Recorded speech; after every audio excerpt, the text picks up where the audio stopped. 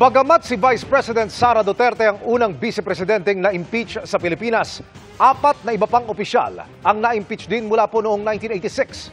Balikan natin yan sa pagtutok ni JP Soriano. Isa ito sa mga di malilimutang tagpo ng administrasyon ni Pangulong Joseph Estrada noong taong 2000. On the verified complaint for impeachment against His Excellency President Joseph Ejercito Estrada for alleged bribery, graft and corruption, betrayal of public trust, and culpable violation of the Constitution. Ang pagbabasa sa plenaryo ng Kamara ng Articles of Impeachment laban kay Estrada, sinubukan pang pigilan ng kanyang mga kaalyado. Mr. Speaker, Section 3, Paragraph 4 of Article 11 of the Constitution of the Philippines and Section 13 of the Rules of Procedures on Impeachment Proceedings, to wit, in case the verified complaint or resolution of impeachment is filed, Mr. Speaker, I rise to raise a point of order. Endorsement of the complaint, resolution to the Senate, a verified complaint. Pero nabigo sila. Accordingly, the Secretary General is immediately directed to transmit to the Senate the impeachment complaint constituting the articles of impeachment together with the verified resolution of endorsement. Session is suspended. Dahil dito, si Estrada ang naging kauna-unahang pangulo ng bansa na na-impeach. The no votes have it. Hindi man natapos ang kanyang impeachment trial, bunsod ng pagsiklab ng EDSA 2 na nagpatalsik sa kanya sa pwesto. Dahil kay Estrada, nabuhay sa bokabularyo ng mga Pilipino ang salitang impeachment. Ito yung prosesong nakasaad sa saligang batas para sa pagpapatanggal sa pwesto ng mga Pangulo, Vice-Presidente, mga miyembro ng Korte Suprema at pinuno ng mga Constitutional Commission, gayon din ng Ombudsman.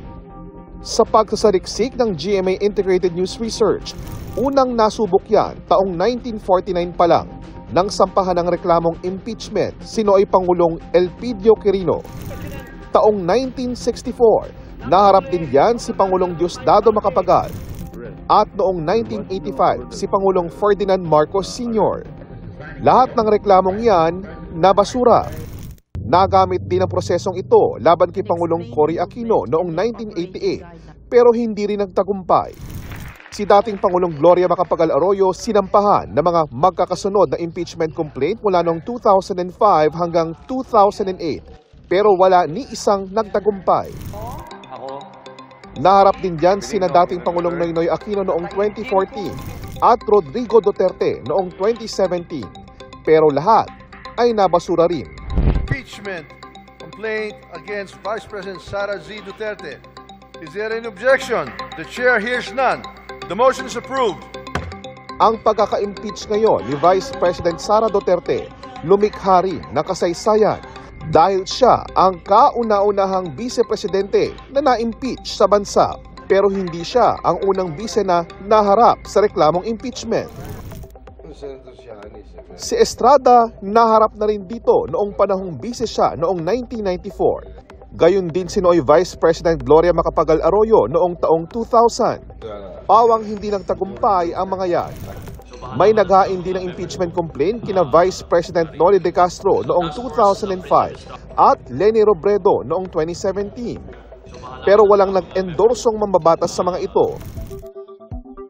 Sa kabuuan, 5 opisyal na ng bansa ang na-impeach matapos ang EDSA Revolution.